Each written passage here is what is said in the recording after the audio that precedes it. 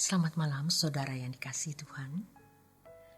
Bagaimana kabar Anda malam ini? Kita bisa lewati. Malam hari ini kembali renungan malam. Menemani Anda bersama keluarga dan topik kita adalah menanggulangi potensi dosa. Dari Pendeta Dr. Erastus Sabdono bersama saya Yohana Ibrahim.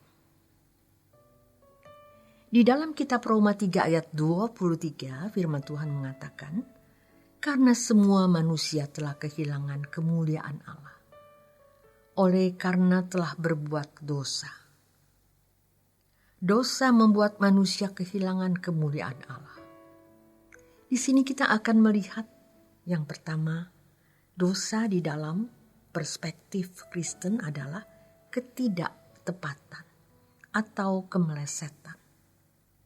Kemelesetan dari kata dalam bahasa Yunani, hamartia.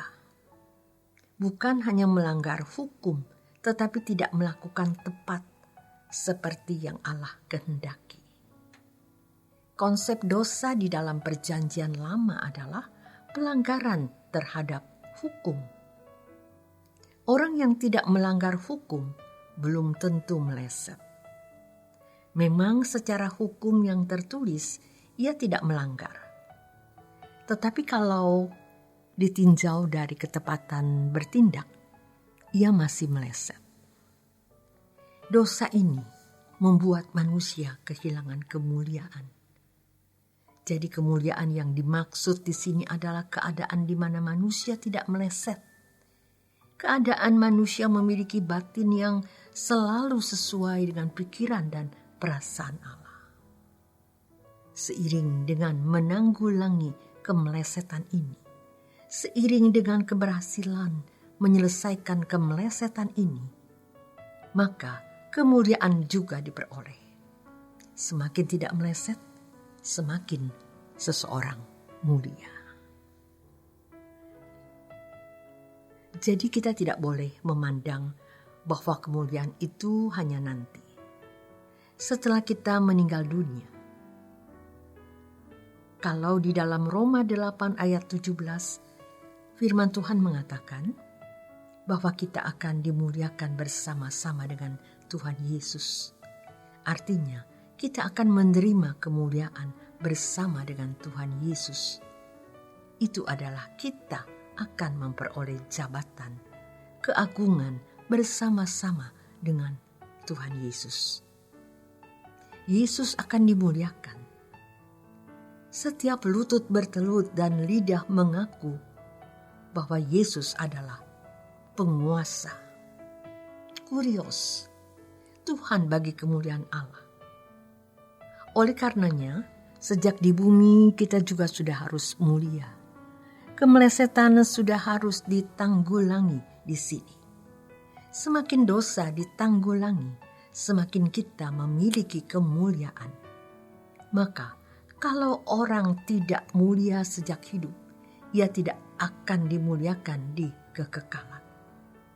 Jadi kemuliaan seseorang atau keagungan seseorang itu bukan pada kekayaan, kedudukan, gelar, penampilan, atau apapun.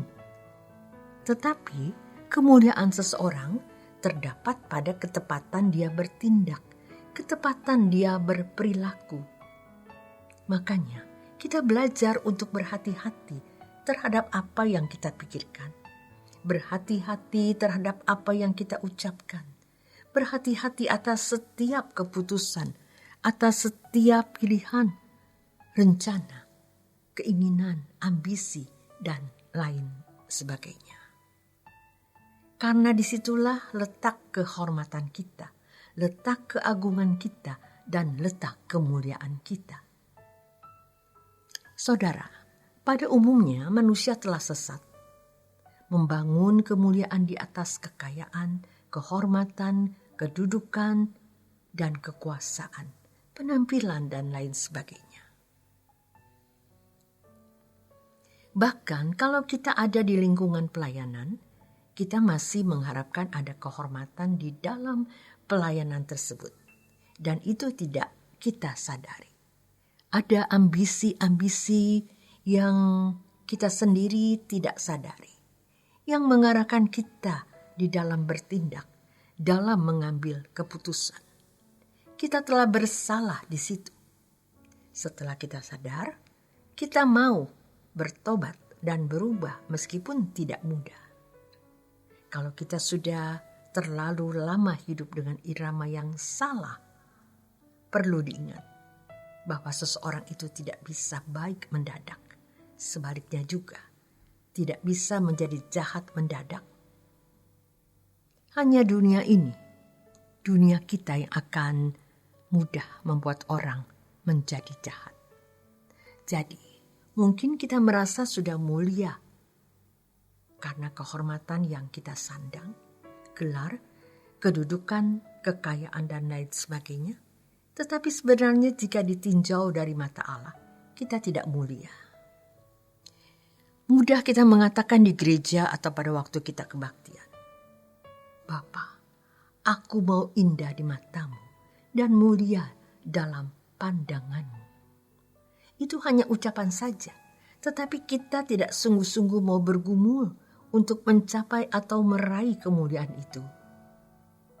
Sejatinya, tanpa sadar kita mempermainkan Tuhan. Sebab pada waktu kita menjalani hari-hari hidup, kita tidak sungguh-sungguh mau menyelesaikan keadaan diri kita yang tidak mulia itu. Sembarangan dengan apa yang kita ucapkan dan apa yang kita lakukan. Makanya kalau kita berbuat salah, sesungguhnya yang menjadi persoalan bukan kesalahan atau dosa itu sendiri, tetapi adanya potensi dosa yang masih ada dalam diri kita yang bisa membuahkan atau menciptakan atau memproduksi atau beranak perbuatan yang salah lainnya. Kita harus sadar yang membuat Allah berduka bukan hanya perbuatan dosa yang kita lakukan, tapi potensi dosa yang masih mencengkram kita, yang mungkin belum terwujud di dalam tindakan, tetapi ada di dalam diri kita. Jadi, sebelum menghasilkan buah dosa, potensi dosanya harus sudah kita tanggulangi. Ketika ada rangsang dosa dan mulai muncul niat, hal tersebut harus kita tanggulangi supaya potensi itu tidak muncul lagi. Seperti botol yang kelihatannya bersih, tapi kalau diaduk-aduk baru keluar kotorannya. Manusia pun begitu. Sabar kelihatannya karena belum disakiti.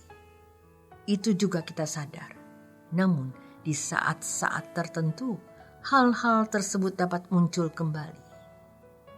Ketika perasaan kita tersinggung, harga diri kita disentuh, direndahkan, atau dilecehkan.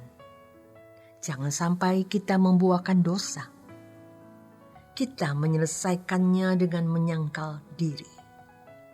Sebelum menghasilkan buah dosa, potensi dosanya harus kita tanggulangi. Sampai di sini renungan malam untuk malam hari ini. Selamat beristirahat. Tuhan Yesus memberkati.